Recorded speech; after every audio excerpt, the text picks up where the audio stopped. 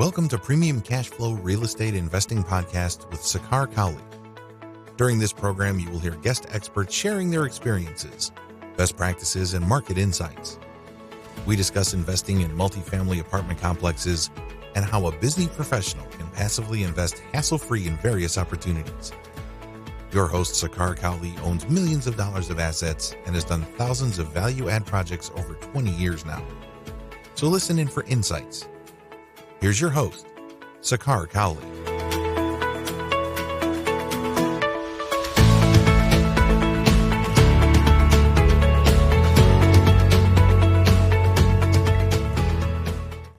Welcome to another edition of Premium Cashflow Podcast. Today, I'm delighted to welcome Jeff Anzalone with Debt Free Doctor. His website is debtfreedoctor.com.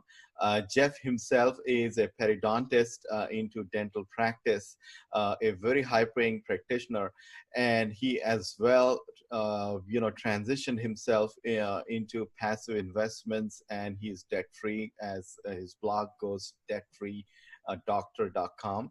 And we are today here to kind of know his story, know the mindset behind, what it takes to get into why passive investments for someone as a high-paying practitioner like Jeff.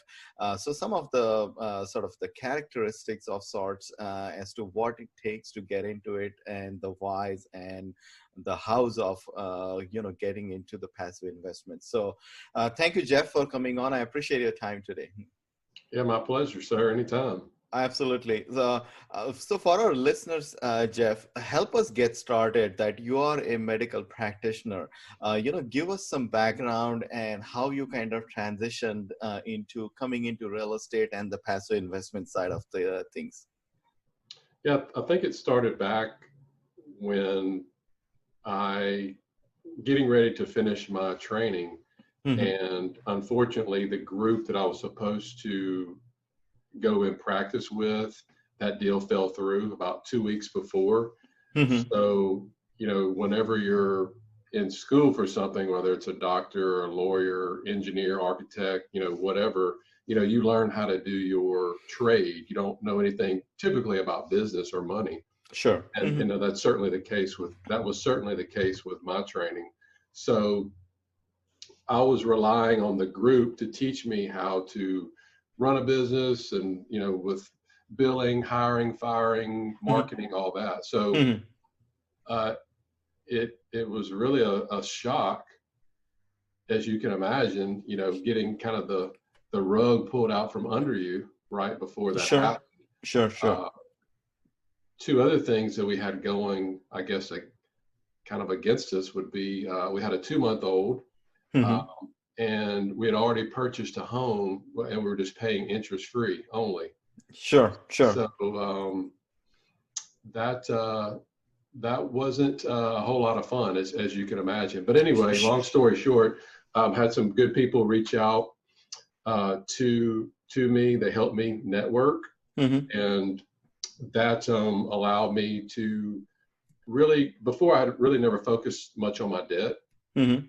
And we had close to about $300,000 worth of debt, student loan debt at that time, not including the house and everything else. Sure. Mm-hmm. So I think maybe if that wouldn't have happened to me, I really wouldn't have been focused so much on paying it off as quick as possible. Sure. Because I think a lot of times people don't realize that, they go to medical school or dental school or law school and they go, well, I'm going to have a pretty good job. I'm going to have a good income. Mm-hmm. I'm not too concerned with how much money I'm borrowing, because they always kind of know you'll have a high-paying job on the back end. And again, I guess the interesting fact here also, Jeff, is that, as you rightfully said, that you're going through, doctor profession in general, you're studying a lot. Obviously going through your school, and obviously you have to do a lot more special education after that as well. So you're, trending up as from an age perspective. Like in a normal profession, for example, someone could be working in their early 20s for that matter. But typically in a doctorate profession, I guess we all can relate that you are well into your like 30s or sometimes 40s that you're starting to work. It takes that much time to get, whether it's your master's or your fellowship and things like that. And obviously, as you alluded to as well, that it's so expensive nowadays that you're borrowing and as well, like you stated you bought a home as well. That adds another layer because as we all aware that folks within the medical profession get a lot more lucrative loans, like whether that's 95% LTV or 98% LTV in some programs and things like that. So Right. it is lucrative, but at the same time, you're obviously adding so much debt load personally, whether that's student loan, consumer debt, and things like that. So, and turning to your story, Jeff, at a very early age, you were able to pay off your loans as well. Could you maybe share some details as far as, was there any habit changes or anything specific, downsizing or anything that you had to do? What were some of the sort of the high level things that you could share that allowed you to pay off your student loans as well so quickly? Yeah, that's a good question. And I'm a visual person. So we followed the Dave Ramsey principle. We did the debt snowball. We started with the smallest one, and we put it like on a dry erase board. Mm-hmm. We had the total, and then we had the smallest one, and then we just focused all of extra money on that. And I worked multiple jobs. I even started mowing yards again, as a doctor, to do everything that I could to get rid of the student loan debt, because as probably your listeners know, student loan debt is not bankruptable. So even if you file bankruptcy, you still got to pay Sally Mae back. Sure. So, And can you specifically get into like, what were other things? Like you said, you did a second job, and anything else? Actually, it was more than a second job. It was, working at different offices. Instead of just my office, I would go into these other offices, and that way that allowed me to network with them. I got to know them. I got to know their staff, and they kind of became a little more comfortable with me. So I think that helped out. Once I did go back to my own practice, now they kind of knew, the type of person that I was and the type of work that I did, and, in order to be a little more comfortable sending me patients in the future. Sure. And used a term there, like a visual term, where you're saying you're like a visual person, you're imagining your sort of your, like the high points of, hey, which are my sort of the biggest ones, debts that I can get rid of, whether it's car loans, student loans, your student loans and things like that. Could you maybe perhaps get into like some of that process around that Dave Ramsey's program, as you alluded to, that, what is it about that visual thing that kind of, gives you that focus that, hey, I want to, zero in on that specific debt amount and start to slowly pay it down?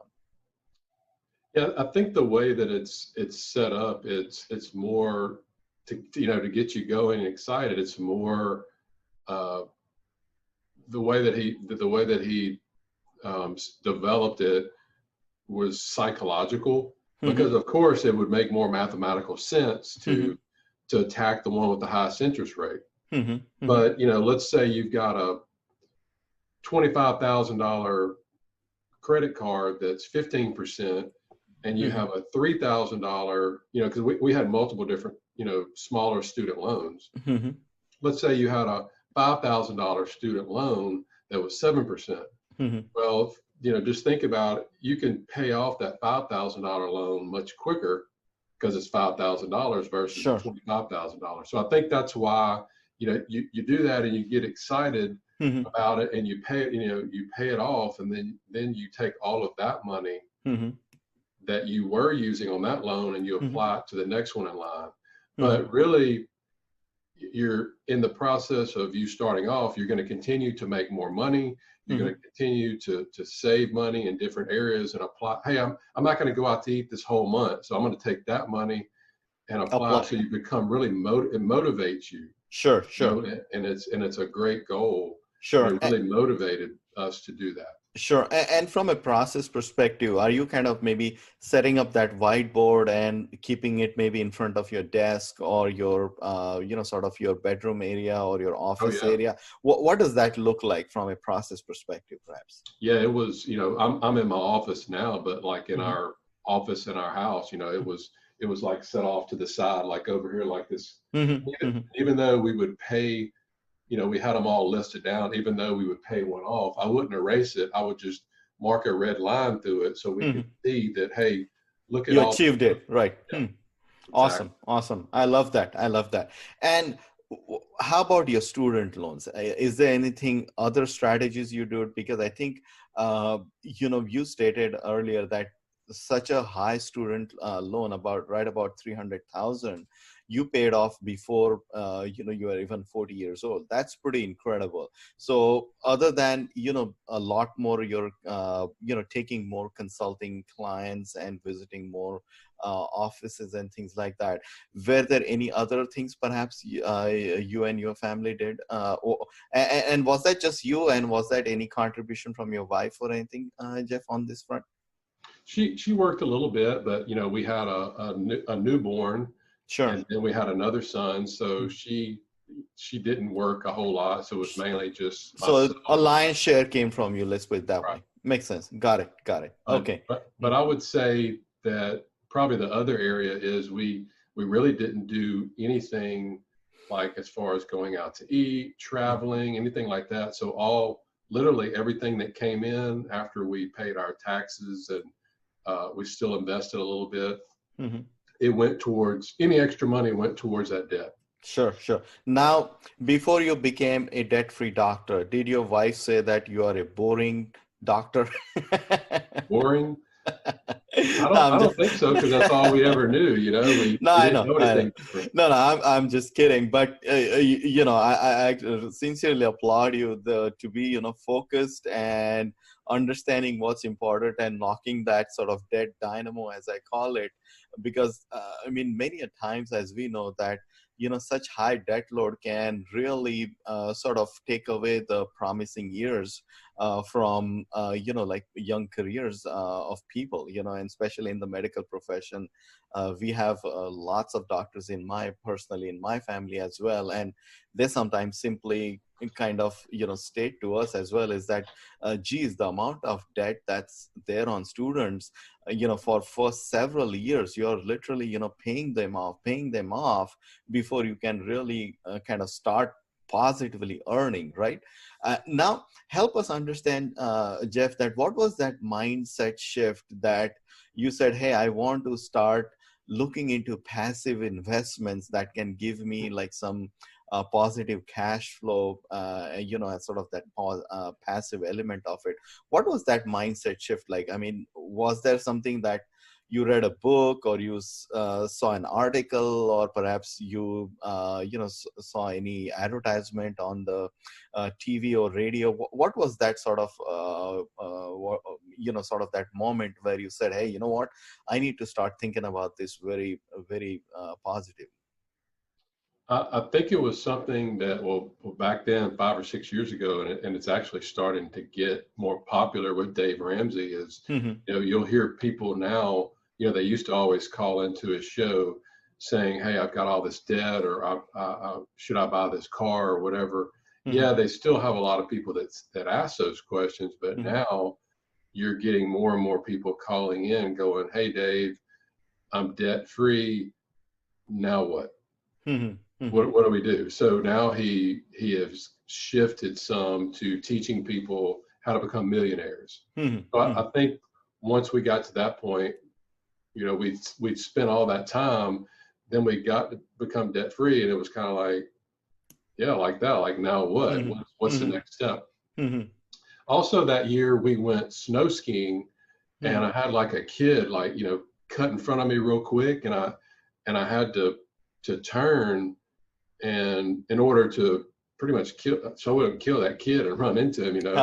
But when I fell, I kind of landed on my hand, Hmm. and it hurt my wrist some, and I kind of a little bit started thinking, what would happen if I messed up my hand or arm? Sure. I didn't have any more income coming in.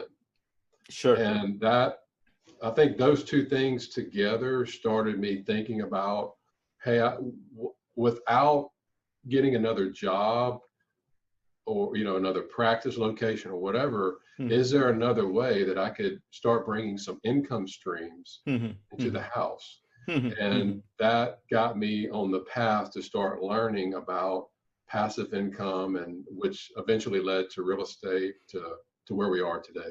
Sure, sure. And for a high-paid professional, many a times the attraction is definitely the depreciation or the K-1 statements that we receive, sort of the tax write-off, as we call it. Was that a big attraction to you, Jeff, or was that more about, hey, I want to just get cash flow? What was it about, or is it all of it that was sort of pivotal for you? I think at first, and I didn't really know much about the tax benefit. So I think at first it was mainly about, hey, I have a separate checking account that's just for the syndication deals that we're in. So I started seeing every month or every quarter this money being deposited in. So that was really nice, just seeing that. But we're not using it now. But I think that was the first thing. But then on the back end of it, seeing that, hey, most, if not all of that money is tax-free because of depreciation. And you kind of have to look at how much money do you have to save.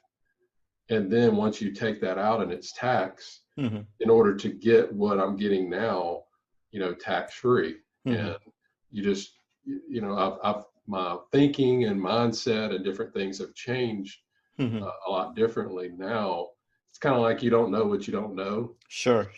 So I think the more that you learn and realize, the more that you'll change, maybe your investing strategies as you get older. Sure. I mean, education times action is such a power and freedom to you. Couldn't agree more there. Also, Jeff, you started, sort of educating yourself into what's real estate, what are the benefits and things like that.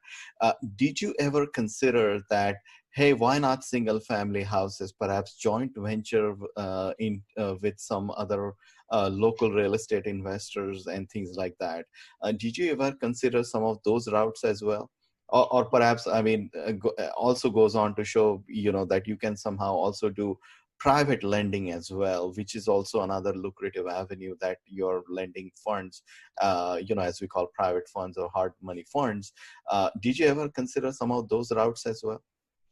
I think the first thing that I considered was single family homes, because that was the only thing that I thought, in order to invest in real estate, you had to physically own it, be an active investor. When I first started, I did not know anything about being a passive investor.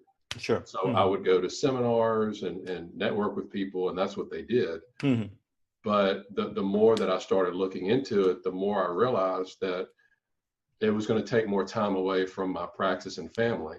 Sure. And I think that's really important for people to start off with your goals. If your goal is to free up time, then anything like that comes your way, well, that's not going to help me free up my time. It's going to add another job. Well, then I just scratched it off the list. I see. Interesting. So true passivity and time freedom was so key. So any avenue that perhaps kind of was a factor that was not letting you do that kind of came off the list. And slowly you're saying, hey, syndication seems to be very viable.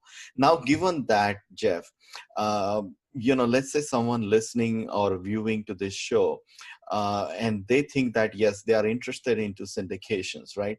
What would be some of the first few steps they can take to kind of maybe educate themselves, again, from a passive investor standpoint? What would you kind of tell them that, hey, these are some of the sort of considerations that you have to give, and then perhaps learn what syndications is about, and then here are some of the pros and cons? Could you maybe talk about some of that elementary education piece that goes into before you start investing into syndications, perhaps? Yeah, sure. And this is advice that I recommend, but I myself still to this day do. I get my information from podcasts such as your podcast, other podcasts out there, Sure. which allows you, typically they'll interview somebody that has maybe a podcast or website. So then that's kind of how I learn my material. Or they'll recommend a book. I read probably 4 or 5 books a month. So Incredible. and then whenever they recommend somebody or a book, I'll read that book. So blogs, books, podcasts, events, and then networking with people, and I don't ever invest with anyone unless I personally know them. I've met them face to face. So I think that's you do that, and you continue doing that on a daily, weekly, and monthly basis.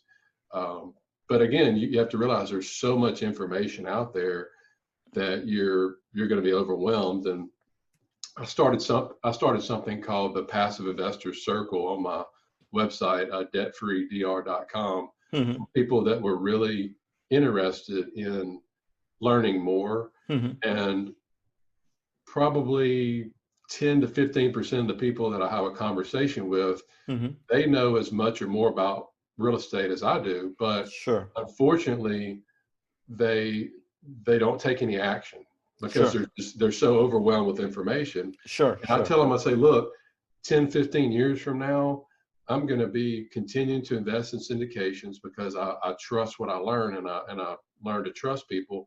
And you're going to be sitting here doing the same thing, waiting on the sidelines while, I keep doing what I'm doing. So don't, what is it? The analysis paralysis. Don't become paralyzed.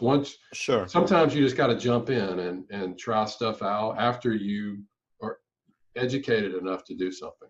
Sure. And I like to also follow up by saying there, Jeff, is that follow someone who has obviously done it before you, so that you can closely emulate. Like, for example, let's say if a friend of yours or someone within your circle is there, right, and they see that, yes, you have done, let's say, some deals in some markets, they can certainly, follow you on the next deal that you may have done and kind of shadow you, so to speak, right? So, we all call that, hey, let me be a fly on the wall and let me kind of learn from somebody, right? So you could as well be that person, like come in as a journeyman for a year or so and just see how things are happening. What markets are like, what do these operators do on apartments? What does this value add, or what is this cash flow looks like, or how is this NOI, and why people achieve so many returns? Or perhaps another avenue I always like to people explore is that understand how you are getting those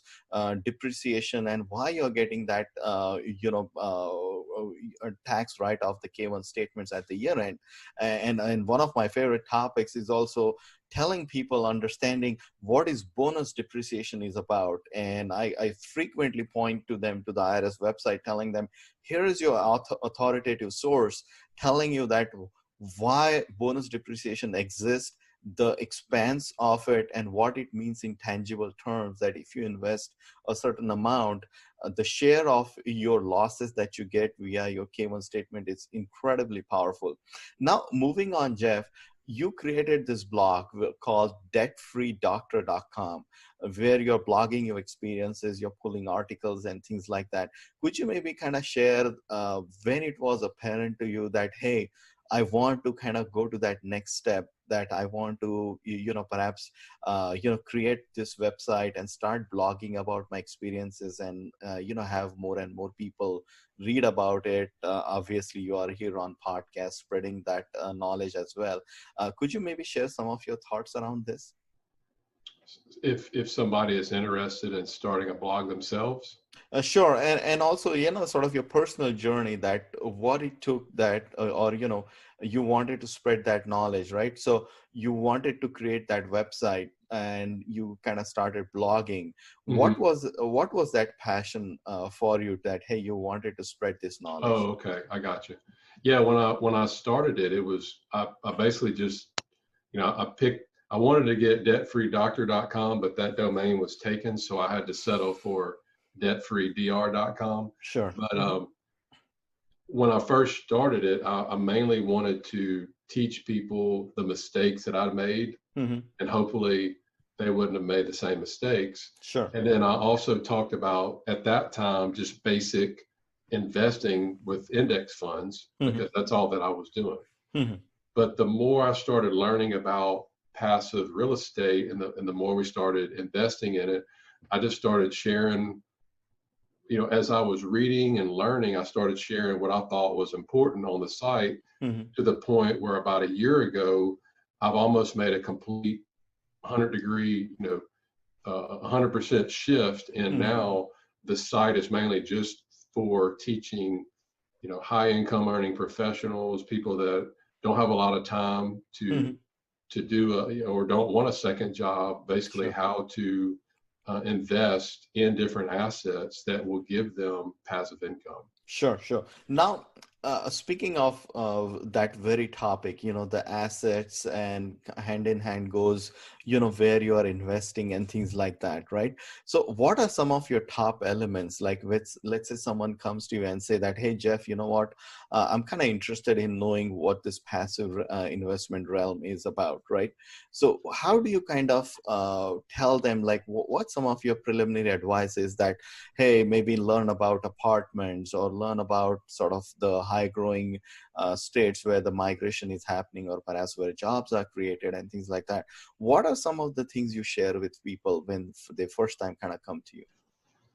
Well, the first thing I do is I would rather talk to somebody that's somewhat educated on it. For people that don't know anything, or just very basic, I would turn them to, my blog, or, the other different avenues that we discuss. Sure. And then once they get to the point to where they have some goals that they're looking for, for instance, if they know that they don't want to be in single family homes, they want to be value add multifamily, they want to invest for, whether it's tax benefits or whatever, then at that point, that's when I can start helping them, because everybody's going to be different. Sure. Direct them, hey, you may want to look at this path or that path. But no matter what, I think, and you can probably attest to this, the most important thing, people look at, cash on cash returns, or, different cap rates and that sort of thing. But most important thing is who you're dealing with, who the sponsor is, hands down.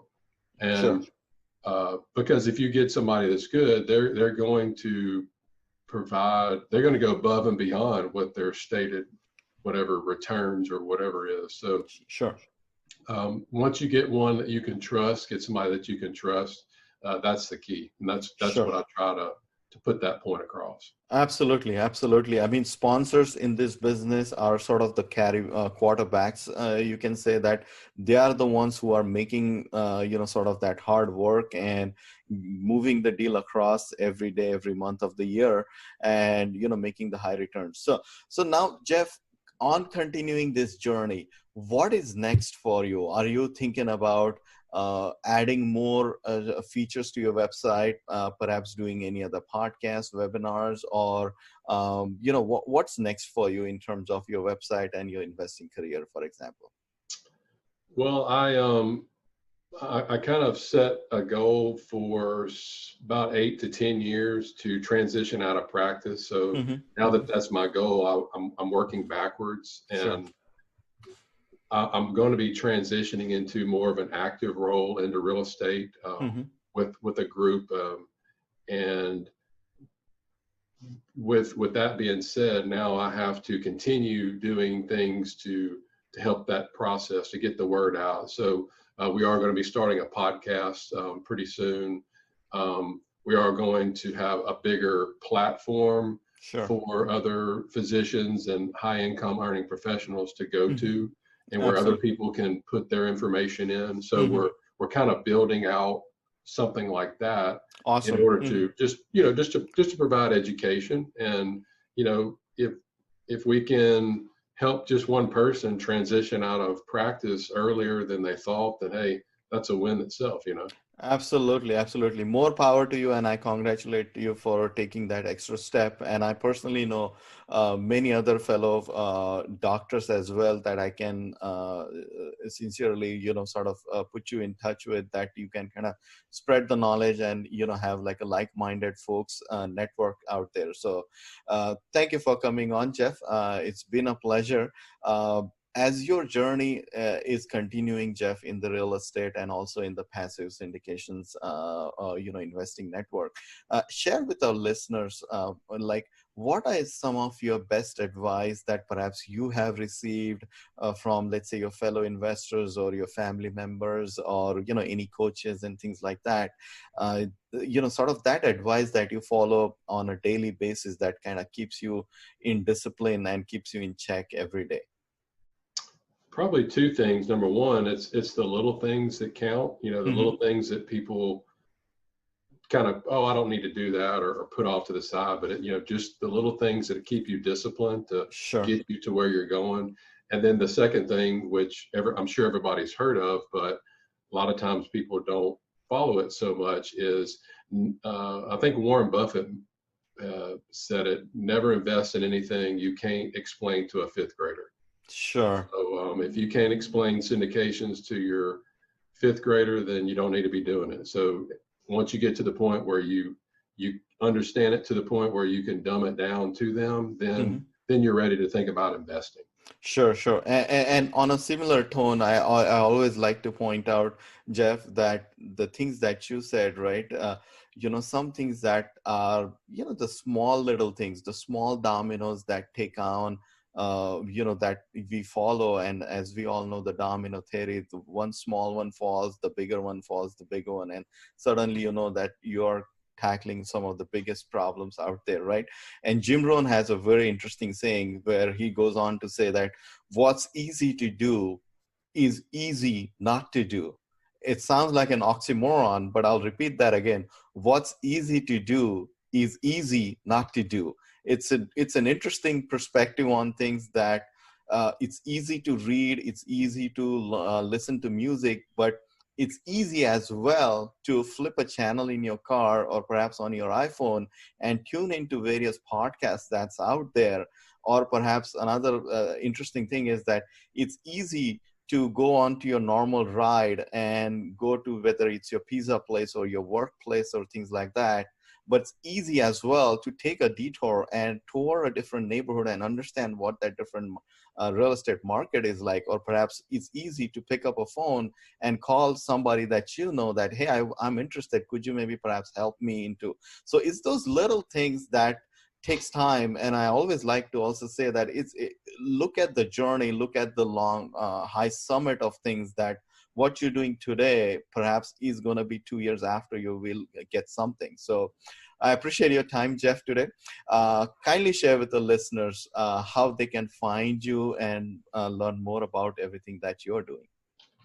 Yeah, they could email me at jeff@debtfreedr.com, or they can go to debtfreedr.com/free guide, and they could download a free guide that I've created on how to create passive income, specifically from real estate syndications. Incredible. Thank you, Jeff. For listeners and viewers of the podcast, I'm Sakar Kavle at premiumcashflow.com. That's our website. We also have news articles, guides, statistics, and of course, podcasts where real guests like Jeff who come on. We are today getting a holy grail and a live witness about what it is like to invest in syndications, why someone with a lot of high income or perhaps expendable income that you should invest and seriously consider passive investing syndications, and come off the Wall Street track of things where you don't have control. But as Jeff rightfully pointed out here, that with syndications, you have sponsors that you personally know perhaps, or have a very good understanding of how the deal is working, what sponsor is doing. You are getting monthly reports, knowing how your investment is doing. So thank you for coming on, Jeff. I appreciate it, and I look forward to your onward journey and more success to you. Thank you for coming on today. My pleasure. Thanks for listening to Premium Cashflow Real Estate Investing Podcast. Please join us at premiumcashflow.com to sign up for weekly updates, research articles, and more. We will see you again for another great interview with an expert guest.